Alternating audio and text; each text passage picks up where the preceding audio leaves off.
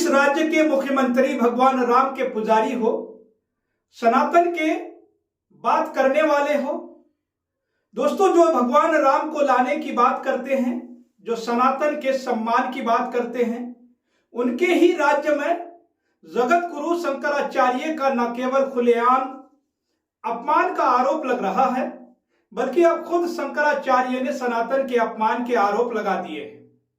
दोस्तों पिछले 24 घंटे से उत्तर प्रदेश के डबल इंजन में जहां खुद के मुख्यमंत्री चलता फिरता हिंदुत्व हैं, वहां एक बहुत बड़ा इस वक्त बवाल मच चुका है। दरअसल दोस्तों बवाल इसलिए मचा हुआ है कि महान शंकराचार्य जी ने खुद ये कह रहे हैं कि हिंदू धर्म अब खतरे में है। ये सहारा लेकर सत्ता में आने वाली सरकार के खिलाफ अब देश के महान शंकराचार्य जो हैं वो सवाल खड़े कर रहे हैं। योगी पुलिस प्रशासन पर सीधा निशाना साध रहे हैं। और क्यों आज देश के बड़े शंकराचार्य मोदी और योगी के खिलाफ बयानबाजी कर रहे हैं, आज इस पूरे वीडियो में मैं आपको बताऊंगा कि अचानक से उत्तर प्रदेश की राजनीति में एक बड़ा भूचाल क्यों आ गया है, जो बार बार हिंदू धर्म का सहारा लेकर अपने आप को कुर्सी तक पहुंचाती हुई नजर आई है। वह पार्टी अब शंकराचार्य के निशाने पर क्यों है। दोस्तों ये सिर्फ माघ मेला नहीं है, ये सिर्फ स्नान का सवाल ही नहीं है, ये सीधे सीधे उस सत्ता पर सवाल जाता है जो खुद को हिंदू धर्म का सबसे बड़ा रक्षक बताती है, हिंदुत्व का झंडा लेकर निकलती है। दोस्तों सबसे पहले आप ये जान लीजिए कि पुलिस बैरिकेडिंग, भीड़ रोकती हुई पुलिस साधु संतों का जुलूस और साधु संतों पर जमकर लाठियां तक चलाई गई है। और पूरा मामला दोस्तों आप विस्तार से समझिए। दरअसल दोस्तों मामला यह है कि प्रयागराज के माघ मेले में मौनी अमावस्या के दिन जब करोड़ों श्रद्धालु संगम स्नान के लिए पहुंचे, तो उसी दिन ज्योतिष पीठाधीश्वर शंकराचार्य स्वामी अभी मुक्तेश्वरानंद सरस्वती का काफिला रोक दिया जाता है। शंकराचार्य का कहना है कि ये पिछले 40 सालों से लगातार माघ मेले में स्नान करते हुए नजर आ रहे हैं, लेकिन इस बार प्रशासन ने उन्हें रोका है और यही से शुरू हुआ है ये बड़ा विवाद। दोस्तों 40 साल की परंपरा शंकराचार्य की पिछले कुछ दिनों में तोड़ दी गई है। शंकराचार्य ने सिर्फ स्नान रोके जाने की बात नहीं कही है, बल्कि उन्होंने बेहद गंभीर आरोप भी लगाया है। उन्होंने कहा कि उनकी हत्या की साजिश रची जा रही है। दोस्तों शंकराचार्य का दावा है कि दूसरे घाटों पर अलग से जल तैयार करके कुछ लोग बैठे हुए हैं और उन्हें जानबूझकर निशाना बनाया जा रहा है। शंकराचार्य के समर्थकों का आरोप है कि साधु संतों के साथ बदसलूकी की गई है, धक्का मुक्की की गई है और आस्था को कुचल दिया गया है। अब सबसे बड़ा सवाल यह है दोस्तों कि यहां पर कि जो राज्य में सरकार खुद को धर्म की रक्षक बताती है, खुद उस राज्य के मुख्यमंत्री खुद को बाबा बताते हैं, साधु संत बताते हैं, उस राज्य में साधु संत सुरक्षित क्यों नहीं है? क्यों आज साधु संत को मौन व्रत रखना पड़ रहा है? क्यों सरकार और प्रशासन के खिलाफ वो उतर आए हैं? इसी बीच दोस्तों वाराणसी के मरनी निरका घाट से तस्वीर भी सामने आती है। दोस्तों जहां धार्मिक प्रतिमाओं के टूटने का आरोप भारतीय जनता पार्टी के सरकार पर लगता है। अब सवाल सीधा है, जो सरकार दिन रात सनातन की बात करती है, उसके शासन में मूर्तियां कैसे टूट रही है? जो खुद को हिंदू हितैषी बताते हैं, उनके शासन में पौराणिक मंदिरों को क्यों तोड़ा जा रहा है? कांग्रेस प्रवक्ता सुप्रिया श्रीनेत ने भी ट्वीट करते हुए सीधा भारतीय जनता पार्टी पर आरोप लगाया है और कहा है कि साधु संतों को पीटा जा रहा है और ये सब उसी सरकार में हो रहा है जो खुद को हिंदुत्व का ठेकेदार कहती है। विपक्ष सवाल कर रहा है, क्या हिंदुत्व सिर्फ चुनावी नारा बनकर रह गया है? सिर्फ चुनाव में हिंदुओं की आस्था, हिंदुओं की पौराणिक मंदिर इन लोगों को याद आती है? दोस्तों प्रधानमंत्री नरेंद्र मोदी और मुख्यमंत्री योगी आदित्यनाथ बार बार ये कहते हैं धर्म सुरक्षित है, आस्था सुरक्षित है, लेकिन आज वही आस्था पर सवाल पूछा जा रहा है।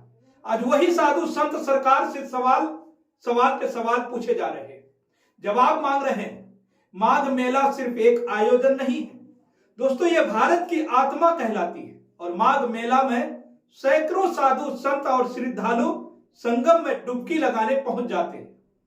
अगर यहां साधु संत खुद को असुरक्षित महसूस कर रहे हैं तो जरा सोचिए कितना बड़ा सवाल सामने नजर आ रही है। सवाल सिर्फ सरकार का नहीं है दोस्तों, हम सबका है। जिस सरकार पर हमने भरोसा किया वह सरकार हिंदुत्व का नारा तो चुनावी समय पर देती है, लेकिन बाद में उस सरकार को हो क्या जाता है, कैसे धर्म के रक्षक जो हैं उन पर ही गंभीर गंभीर आरोप लगाने लग जाते हैं। अब मैं आपको दोस्तों कुछ ट्वीट भी दिखाता हूं जो इस वक्त शंकराचार्य को लेकर सामने आ रहा है। दोस्तों शंकराचार्य काफी नाराज हैं, गुस्से में हैं और सवाल पूछ रहे हैं कि उनके साथ जो हुआ वो बहुत गलत हुआ, उनको रोक दिया गया है।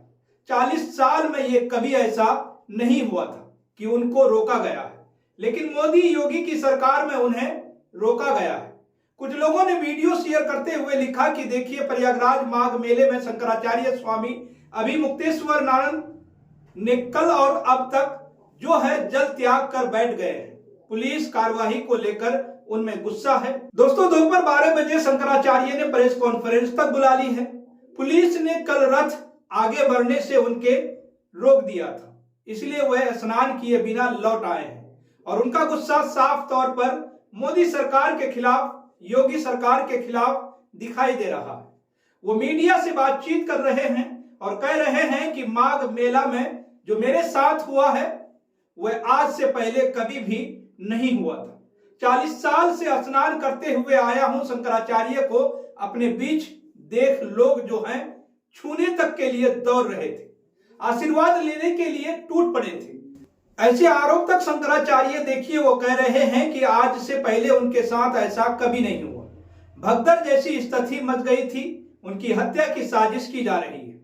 सुप्रिया सुरीनेत ने तो दोस्तों पूरी की पूरी वीडियो बना दी है, कांग्रेस की प्रवक्ता, और लिखती हैं कि मंदिर तोड़े जा रहे हैं, शिवलिंग को ध्वस्त किया जा रहा है, मूर्तियां खंडित की जा रही है, शंकराचार्य को रोका जा रहा है, साधु संतों को पटक पटक कर पीटा जा रहा है, रामायण महाभारत को किस्से कहानी बताए जा रहे, पवन सूत हनुमान जी को पतंग बनाकर उड़ाया जा रहा है। हिंदू वाकई खतरे में है। ढोंगी भारतीय जनता पार्टी वालों से इस तरीके की बातें सुप्रिया सुरीनेत के जरिए कही गई है। अब आप सोच सकते हैं दोस्तों कि उत्तर प्रदेश में जो उत्तम उत्तम बातें कही जाती हैं, उन उत्तम बातों का असलियत क्या है वो आपके सामने है। खुद साधु संतों के जरिए जल त्याग कर अनशन पर बैठकर बड़े गंभीर आरोप लगाए जा रहे हैं। अब बताइए कि अंधभक्त शंकराचार्य को क्या कैटेगरी में रखेंगे, क्या नाम देंगे उनके इस विरोध का, क्योंकि जब जब सरकार के खिलाफ आवाज उठाया जाता है, आवाज बुलंद किया जाता है, तो वो उन्हें देश का गद्दार, देश के विरोधी, खालिस्तानी, आतंकवादी, पाकिस्तानी यही नामों से नवाज देते हैं दोस्तों।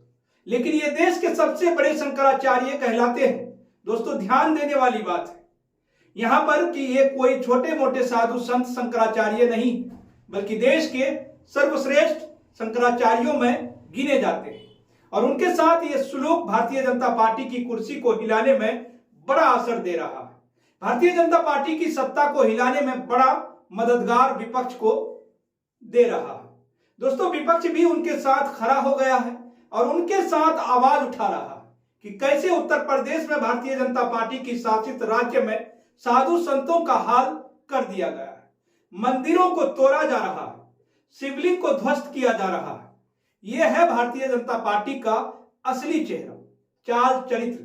दोस्तों इस पूरे रिपोर्ट को लेकर आप क्या सोचते हैं, आपकी क्या प्रतिक्रियाएं हैं?